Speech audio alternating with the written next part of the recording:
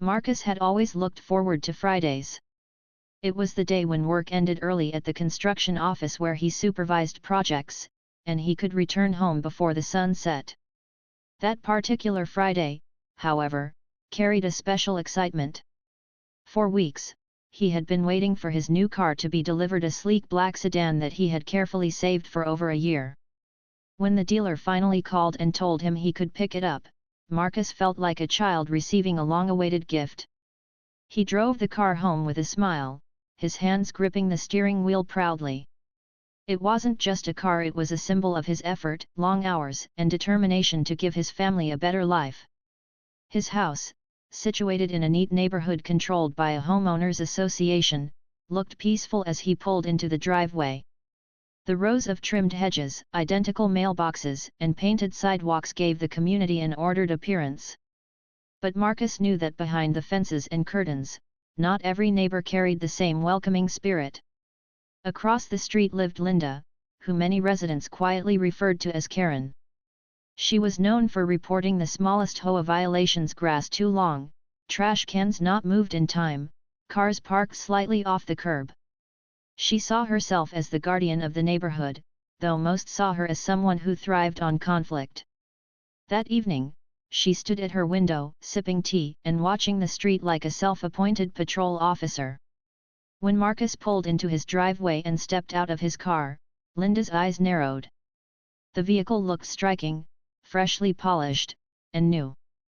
Without hesitation, Marcus walked over to his garage, keys in hand, ready to park his new purchase inside. He was humming softly, already imagining how happy his daughter would be when he took her for ice cream in the new car over the weekend. But Linda had other ideas. She stormed out of her house with a face filled with suspicion. "Excuse me," she shouted from across the street, her voice sharp enough to make a passing dog stop. "What do you think you're doing with that car?" Marcus turned, surprised, the garage door halfway open. "Good evening," he said politely. "Just parking my car." Linda shook her head furiously. "That's not your car. Don't you lie to me. I just bought that exact model and color last week. You're stealing it." Her words hit Marcus like cold water. For a second, he thought she was joking. "Ma'am, this is my car," he said calmly, trying not to escalate the situation. "I have the papers inside." But Linda was already pulling out her phone. "Don't play games with me. I'm calling 911 right now." She began dialing, her voice rising so high that other neighbors peeked from their windows. Marcus felt a mix of disbelief and frustration. All he had done was drive home, yet here he was being accused loudly, in front of everyone, of being a thief. He tried once more. "Look, I can show you the registration. My name is Marcus Green. I live right here in this house. This is my driveway. This is my garage." He pointed to his neatly painted home with family photos visible through the window. But Linda was beyond reason. "No, no, no," she screamed. "You can't trick me. I know what I saw. That's my car."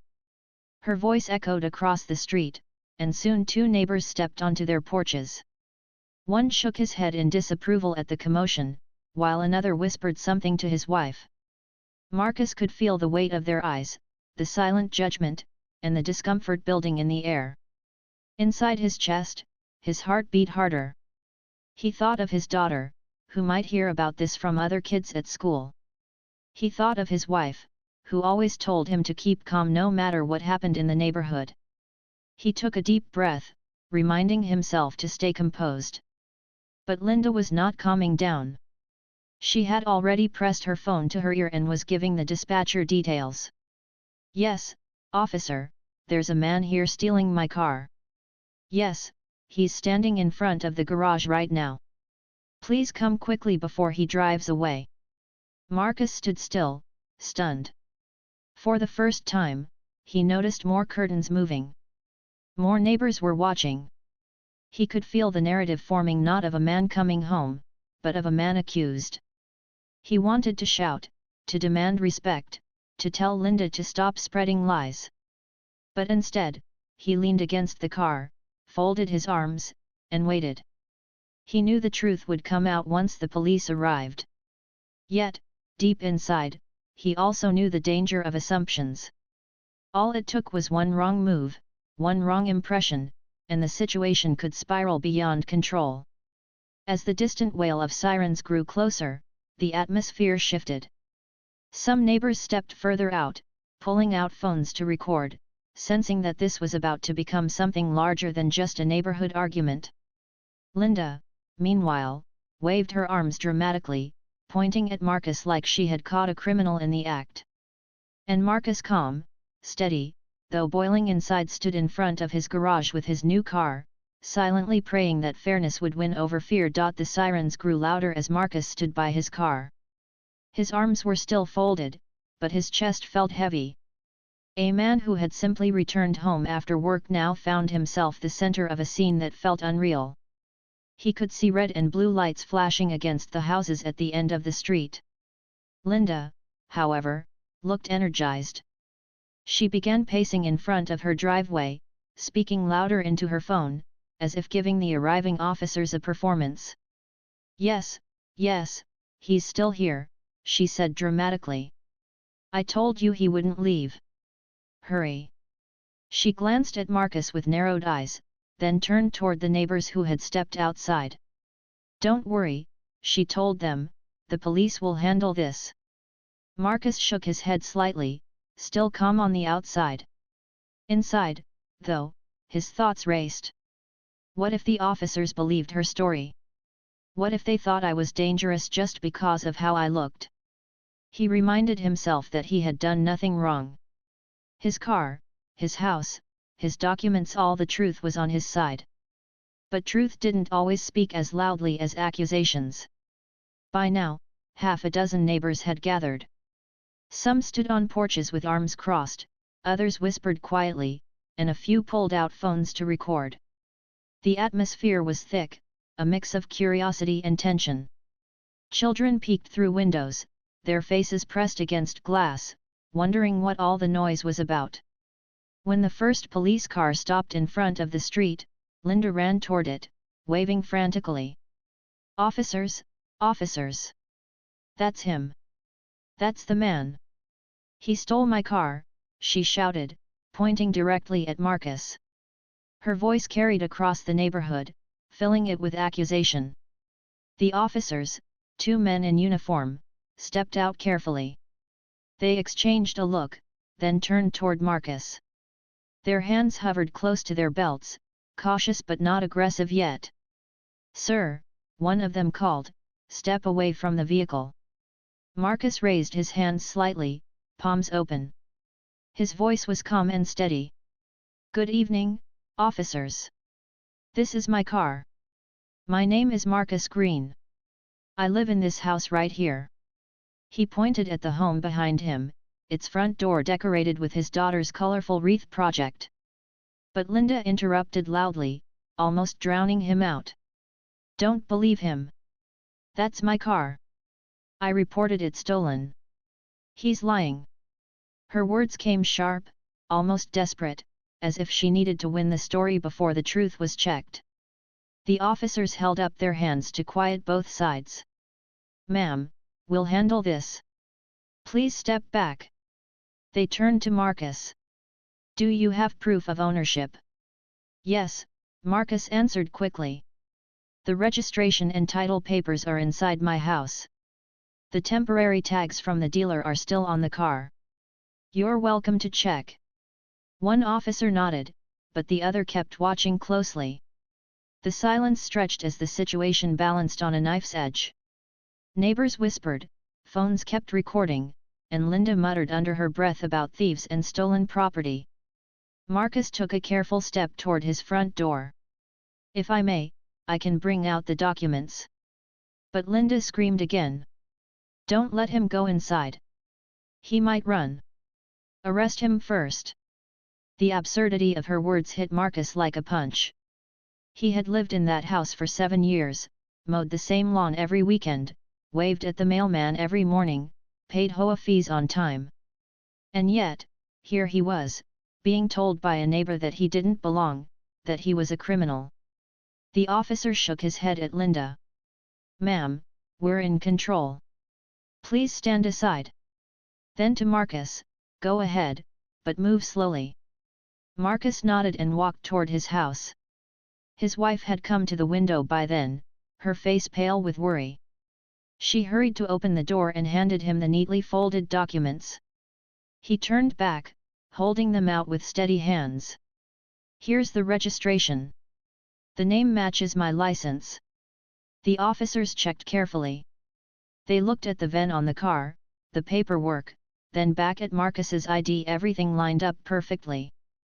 The silence among the crowd deepened. Some neighbors began nodding slowly, realizing what was happening. Others shook their heads, uncomfortable with the scene they were witnessing. But Linda still refused to accept it. "That's impossible. He must have faked those papers. You don't understand, I ordered the exact same car last week. That's mine."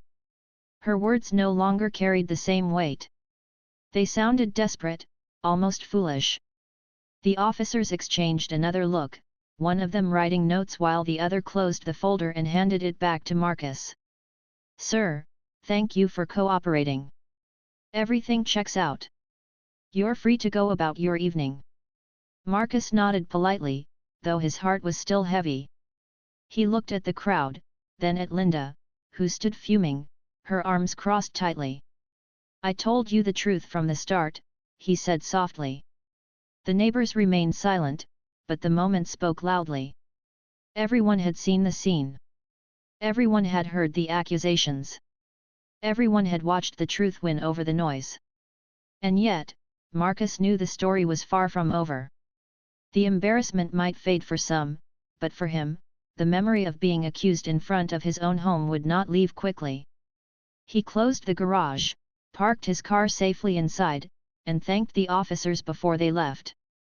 As the lights disappeared down the street, the neighbors slowly returned to their homes, some avoiding eye contact, some whispering apologies under their breath. Linda, however, lingered on her porch, muttering to herself. But her voice no longer carried the authority she believed she had. Instead, it was the sound of someone who had been revealed for what she was, a neighbor blinded by suspicion and arrogance. Marcus stood at his front door, his daughter now tugging at his sleeve, asking why there were so many people outside. He looked down at her innocent eyes and took a deep breath. He wanted to shield her from moments like this, but he also wanted her to grow up knowing that truth always stood taller than lies.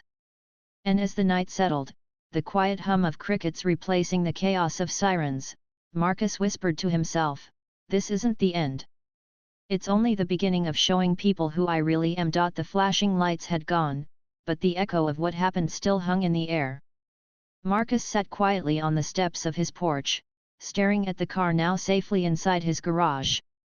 The smell of fresh leather still clung to it, but the pride he had felt just an hour earlier had been stolen by suspicion and shouting. His wife placed a hand on his shoulder.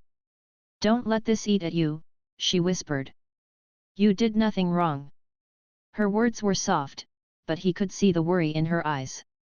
She had watched everything from the window. She had heard the false accusations, the yelling, the way their neighbor had tried to twist the story. Inside the house, his daughter asked simple, innocent questions. "Daddy, why were the police here? Did you do something bad?" Those words broke his heart. He knelt down and hugged her, assuring her everything was fine. But deep inside, he wondered how long the memory of this night would stay with her. Meanwhile, across the street, Linda was far from finished. She stood on her porch, arms folded tight, still muttering about stolen cars. Some neighbors had already slipped back inside, but a few remained outside. Whispers traveled fast. Why did she call the police? Why didn't she believe him? It didn't take long for more people to start stepping forward. One neighbor, an older man named Mr. Thompson, who had lived on the street for 20 years, walked slowly toward Marcus. "I saw what happened," he said in a steady voice. "This shouldn't have happened to you, son. I know you've lived here longer than most of us. I'm sorry she made such a scene. Marcus nodded, appreciating the words, but before he could reply, another neighbor, Mrs. Rodriguez, joined in. She held her phone up. I recorded the whole thing, she said. From the moment she ran across the street yelling until the officers left. It's clear as daylight you were telling the truth, and she wasn't listening. Marcus felt a wave of relief wash over him. He hadn't asked anyone to defend him, but now voices were rising on his side. The truth, which had seemed so fragile when sirens blared, was gaining strength with every word his neighbors spoke. But Linda's face turned red. Why are you all defending him? Can't you see? He tricked the police with fake papers. She pointed at Marcus again, her voice growing louder. You're all being fooled. The crowd shifted uncomfortably. Her words, once sharp and commanding, now sounded hollow. A younger neighbor, Jason, who had moved in recently, stepped forward too. I work with cars, he said. I know how VIN numbers are checked. There's no way he faked that. The officers ran it through their system. He's the owner. Others murmured in agreement. The tide was clearly turning. The suspicion that Linda had tried to cast was now circling back toward her. Marcus stood quietly through it all, choosing his words carefully. I don't want trouble with anyone here, he said. This is my home. My family lives here. I want peace. His voice was calm, but the strength in it made people listen. At that moment, another neighbor who had stayed silent so far, an older woman named Carol, finally spoke up. She lived next door to Marcus and had seen him shovel her driveway in the winter more than once. I've known Marcus for years, she said firmly. He's a good neighbor, respectful and kind. I can't stand by while someone paints him as a criminal. Enough is enough. The crowd grew braver. The whispers changed into direct words. She shouldn't have called 911 like that. That was dangerous. She embarrassed the whole neighborhood. Each voice added pressure until Linda, who had once shouted with so much confidence, stood red-faced on her porch, alone in her anger. Marcus felt the shift. For once, it wasn't him who had to prove his worth. It was her. The truth no longer needed defending, others were carrying it forward. He felt lighter, though still tired, as if a heavy load was being lifted little by little. His wife stepped out and stood beside him, holding his hand. Neighbors nodded at her, offering smiles of support. Even those who had stayed quiet earlier now showed with their eyes that they were on their side. And yet, Marcus knew one thing clearly: this wasn't just about a car. It was about respect, about belonging, about being seen as more than a suspicion. Tonight had exposed the cracks in the community, but it had also revealed who was willing to stand for what was right. He looked around at the faces of his neighbors, then at Linda, who had finally retreated inside her house, slamming the door. The night was quiet again, but the memory of the shouting still lingered in the air. Marcus whispered under his breath, more to himself than anyone else, truth doesn't need to shout. It speaks for itself.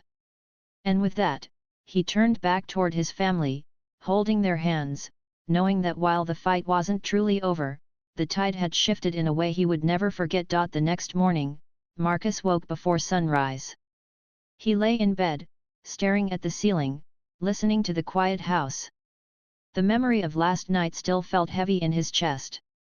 He wanted to believe it was over, that people would move on, but a small voice inside said it might not be that simple.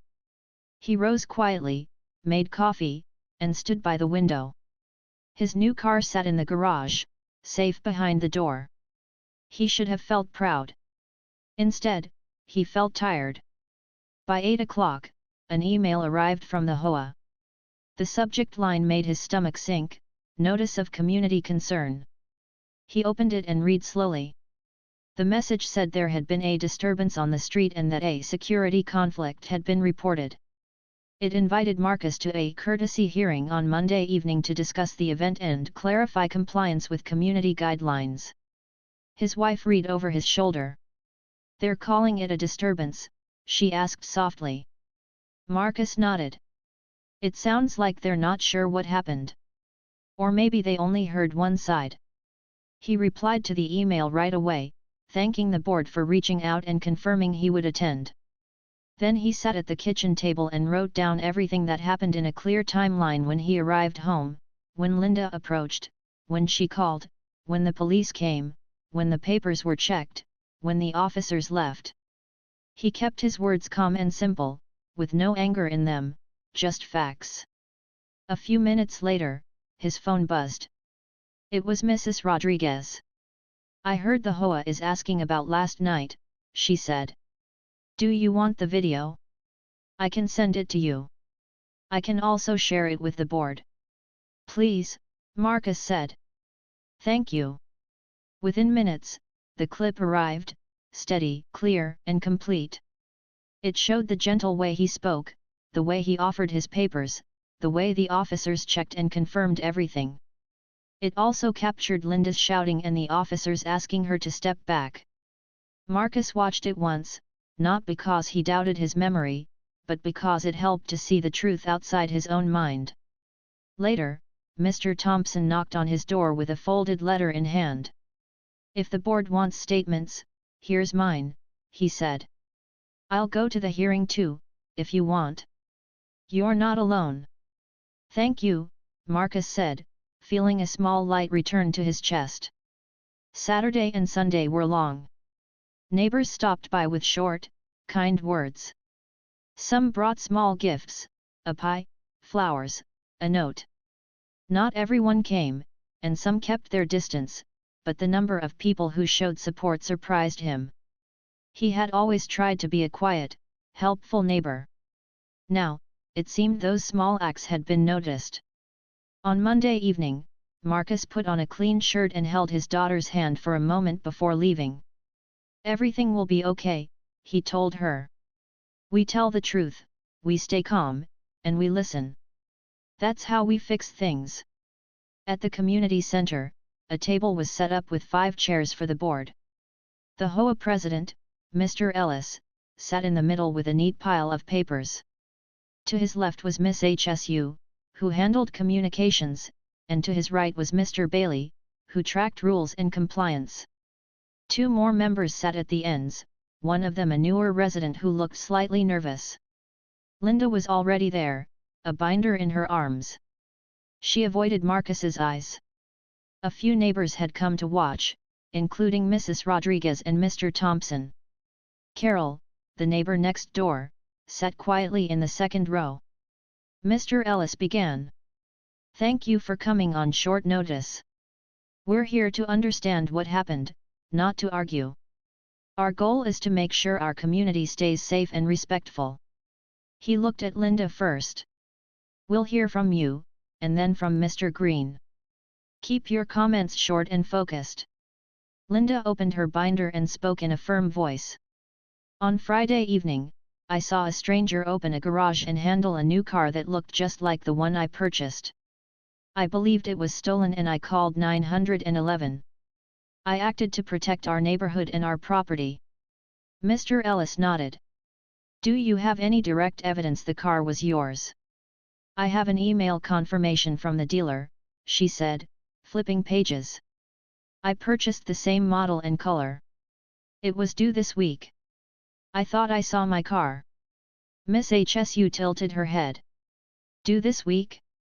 But on Friday, had your car been delivered?" "No," Linda said slowly. "But it was coming soon." Mr. Ellis made a note, then turned to Marcus. "Mr. Green."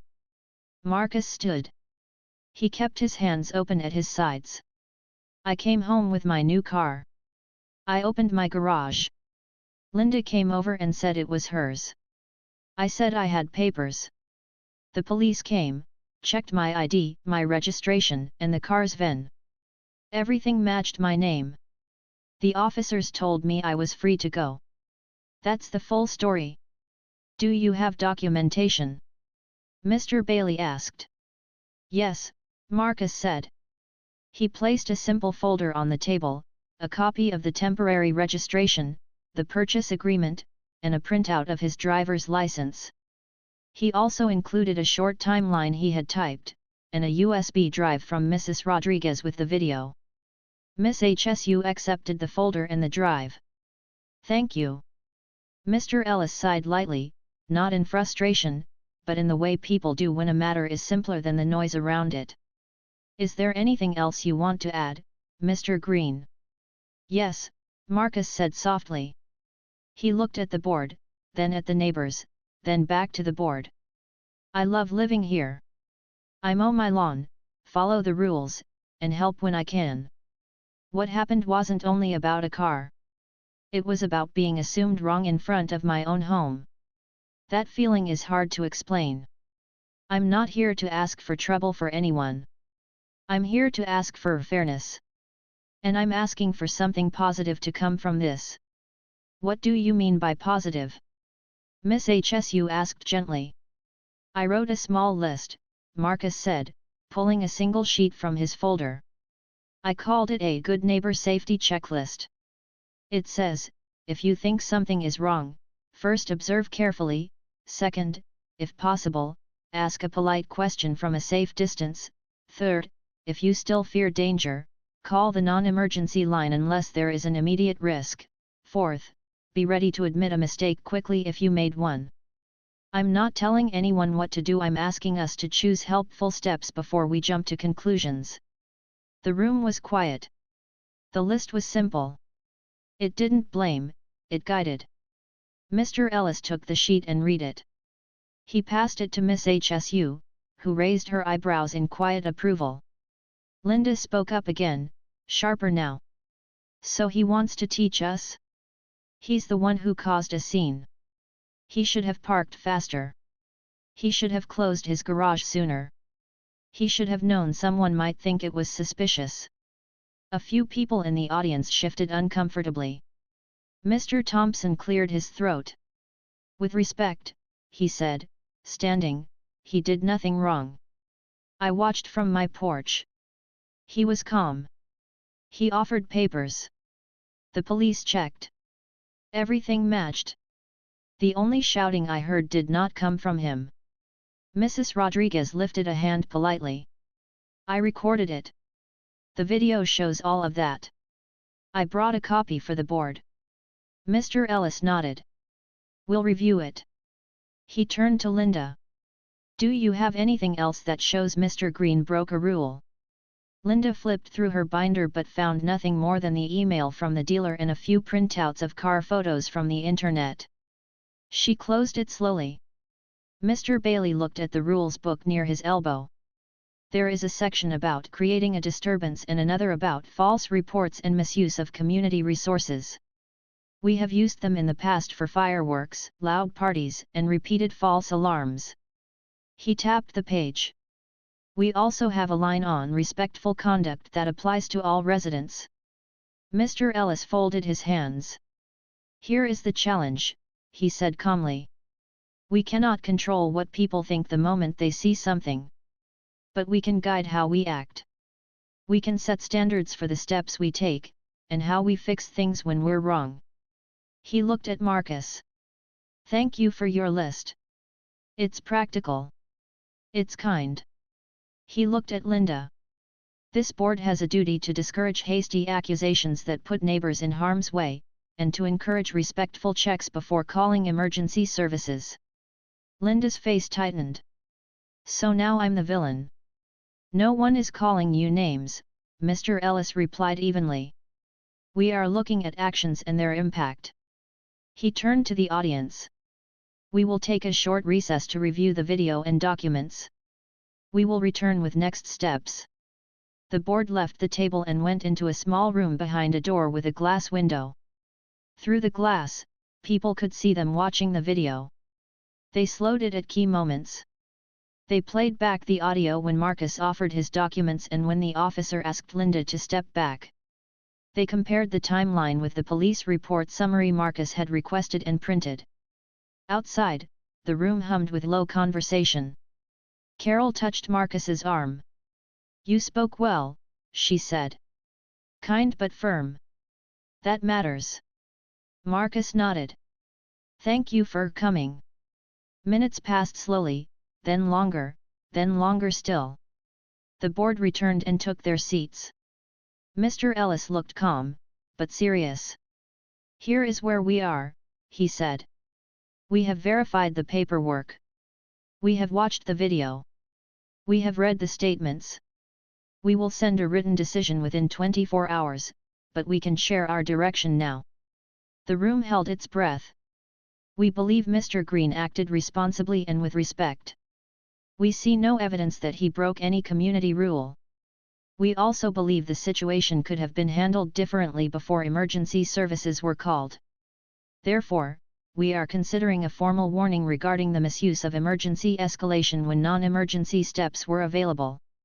We are also considering adding a community guideline, based on Mr. Green's checklist, about how to observe, engage politely, and escalate appropriately. Linda's eyes widened. A warning? For me? Mr. Ellis did not respond directly. We will finalize the wording overnight. We also plan to host a short Good Neighbor session next month to help everyone understand the difference between emergency and non-emergency calls and to encourage courteous checks. Marcus felt a quiet wave pass through him. It was not an apology yet. It was not a celebration. But it was movement toward fairness. As the meeting ended, people stood and began to talk in low, hopeful voices. Some shook Marcus's hand. Mr. Ellis leaned in and said, "Thank you for how you handled this." Outside, the evening air was cool and steady. Marcus walked to his car with Carol and Mr. Thompson at his side. He did not feel victorious. He felt something else, like a door had opened that should have never been closed in the first place. At home, his daughter ran to him at the door. "How did it go?" He smiled gently. "We told the truth. We listened. We asked for a better way. The board will write to us tomorrow." She nodded like a small judge delivering a wise verdict. "That sounds fair." Later that night, when the house was quiet, Marcus stood again at the window. The street was calm. The garage door was closed. He thought of the list he had brought to the meeting. Simple steps. Simple words. Many problems in life seemed too big to fix, but sometimes a few careful steps could change a road. His phone buzzed with a new email, just a short note from Miss HSU. "Thank you for your checklist," it read. "Would you be open to helping us draft the new guideline?" Only a few lines. Marcus breathed out slowly. He did not expect that. He did not ask for it. But it felt right. He typed back, "Yes. I'm willing to help." He set his phone down, turned off the kitchen light, and went to bed. Tomorrow, the board's decision would arrive. Whatever it said, he knew one thing: he had carried himself with grace.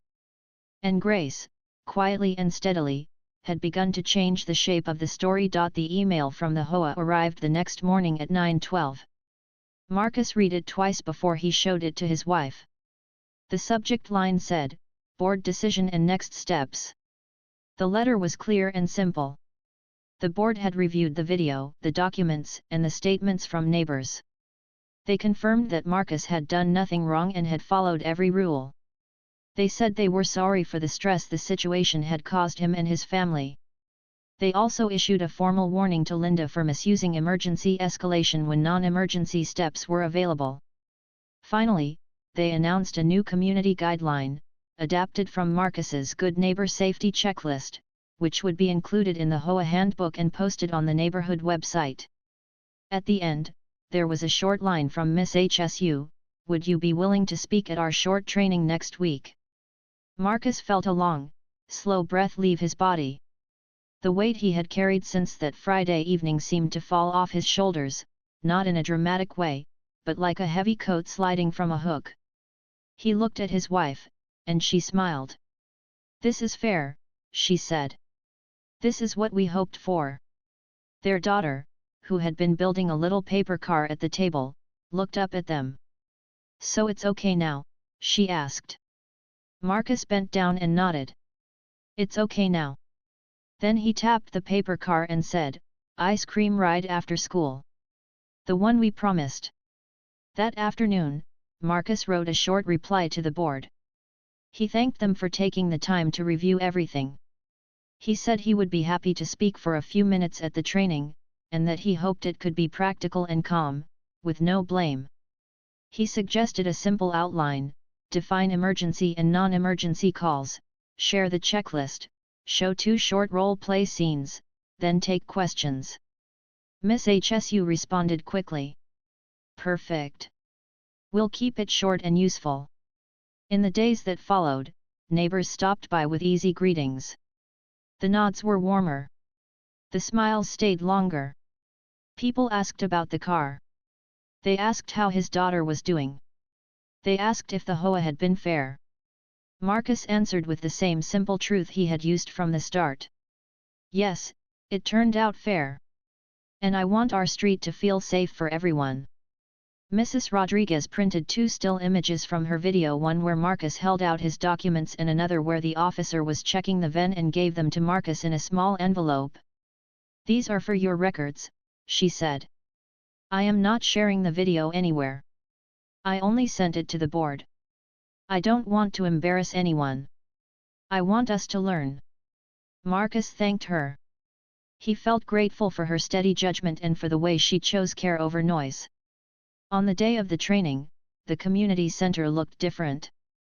Someone had made simple posters with large letters: observe, ask, verify, escalate. A small table near the front had handouts with the updated guideline. Mr. Ellis opened the session with a quiet tone. "Thank you for coming. Tonight is not about pointing fingers. It is about building habits that keep our neighborhood respectful and safe." He introduced a community liaison from the local police department, who explained the difference between calling 911 and using the non-emergency line. "When in doubt, you can always call the non-emergency line first," she said. "They can guide you. If it is truly urgent, they will tell you to call 911. Then it was Marcus's turn. He stood at the front with his hands open. He did not want to lecture. He wanted to invite people into a better way. "I love this community," he began. "I want to thank everyone who supported us and stayed calm. My family felt that. My list is simple, but sometimes simple things help the most." He read the 4 steps clearly. He told them why he wrote them: not to control anyone, but to help people pause and choose the next good step. He told them that the steps protect everyone, including the person who makes the call, because they reduce the chance of mistakes and hurt feelings. Then came the role plays. Jason, the neighbor who worked with cars, volunteered to play a concerned resident. Mrs. Rodriguez played the person being questioned. In the first scene, the concerned resident jumped to conclusions and went straight to calling 911. They stopped the scene after a minute. Mr. Ellis asked, "What was missing?" People raised hands. He did not ask a question first. He was too close. He was loud. He did not observe for long. In the second scene, Jason walked up slowly, kept a safe distance, and said, "Hi, I'm Jason from 2 houses down. Are you moving in? Do you need help with anything?" Mrs. Rodriguez replied kindly. They showed how a simple, courteous question can reveal the truth and reduce fear. The room felt lighter after that. Near the back of the room, Linda sat quietly. Her chair was slightly turned, as if she wasn't sure whether to fully face the front. She was there, though. The board had asked her to attend. No one stared at her. No one made a scene. People chose kindness, even if feelings were mixed. When the session ended, neighbors came to Marcus with thanks and with questions. The police liaison shook his hand. "You helped us tonight," she said. "This kind of patience makes our work safer and better." As people began to leave, Linda stood. For a moment, she hovered, then took a small step toward Marcus. He noticed and waited. Up close, she looked tired in a way he had not seen before. She spoke in a low voice. "I was wrong," she said. "I did not think. I felt afraid and then I felt proud, and I did not want to admit that I had made a mistake. I'm sorry for what I did in front of your house." Marcus listened. For a second, the memory of the shouting returned, but it did not rule him now. He had already chosen who he wanted to be. "Thank you for saying that," he replied. "I accept your apology. I want peace on this street." She nodded once, quickly, as if afraid of losing courage, and then she turned and left without another word. The next Saturday, Mr. Ellis sent a short newsletter to all residents. It included the new guideline, the non-emergency number, and a note about the training. "Thank you to Marcus Green for helping us," it said. "His simple checklist is now part of our handbook: observe, ask, verify, escalate." He also included a single sentence that mattered more than its length: "We believe our neighborhood is safest when we treat each other with patience and respect." The newsletter traveled farther than the neighborhood. A friend of Miss HSU worked at a small local magazine and asked for permission to write a short piece about practical ways for communities to avoid unnecessary stress. The article used no names and did not mention the street. It shared only the steps and the idea of a short training. Several comments appeared under the online article from people in other neighborhoods who planned to print the steps and try them. A teacher said she would put the steps on her classroom wall and change the words slightly: observe, ask, check, decide. A community group asked if they could adapt the role-play idea for their meetings. The simple steps started to travel because they were useful, not because they were dramatic. That afternoon, Marcus finally took his daughter for the drive he had promised. The sky was soft and blue.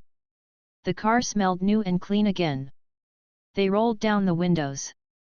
They went to the ice cream shop with the bright yellow awning, and she picked 2 flavors because it felt like a special day. On the drive back, she leaned her head on the seat and hummed. "I like your car, Daddy," she said. "I like how you drive it. Slow and safe." He laughed gently. "That's the only way I know." When they pulled into the driveway, the garage door rose with a smooth sound he had come to enjoy. It wasn't the sound of a machine. It felt like the sound of a door opening to a life he had chosen. He parked. They sat for a moment before getting out, quietly, as if holding a small prayer. Then they went inside to find his wife waiting with a smile. The 3 of them hugged in the kitchen where so many quiet truths had been spoken. In the days that followed, things looked normal again, but they felt different. The nods from neighbors carried more meaning. Carol waved and asked about the training. Mr. Thompson told him that his grandson had read the checklist and put it on his school notebook. Jason stopped by with a simple car wash kit and said, "Welcome home, properly." Marcus laughed and accepted it. He washed the car slowly on a bright Sunday, his daughter holding the hose, pretending she was a firefighter as she aimed the water at the tires. Across the street, Linda came out to water her flowers. She did not wave at first. Then, after a long second, she raised her hand halfway. It was a small gesture. Marcus nodded back. It did not make them friends. It did not erase what happened. But it was a beginning, and beginnings matter. On the first weekday of the new month, the HOA placed a small metal sign near the entrance gate. It was simple and clear, with 4 lines and small icons: an eye for observe, a speech bubble for ask, a check mark for verify, a phone for escalate. People noticed it as they drove in and out. It did not shout. It did not accuse. It guided. And sometimes, late in the evening, when the street was quiet and the porch lights drew small circles on the sidewalks, Marcus would step outside and look around. He would see the homes, the trees moving slightly in the night air, the new sign by the gate. He would hear the soft sound of a neighbor laughing, the quiet click of a door closing, the hum of a far-off car. He would think about how fragile trust can be and how strong it becomes when people choose to protect it together. He remembered the words he had whispered to himself after the police left on that first night, "Truth doesn't need to shout." Now, he felt another line to go with it, a gentle companion: patience is the quiet bridge between fear and understanding. Together, those two lines sat in his mind like a matched set of tools. He had used them. His neighbors had used them. And in a small, steady way, they had changed the shape of the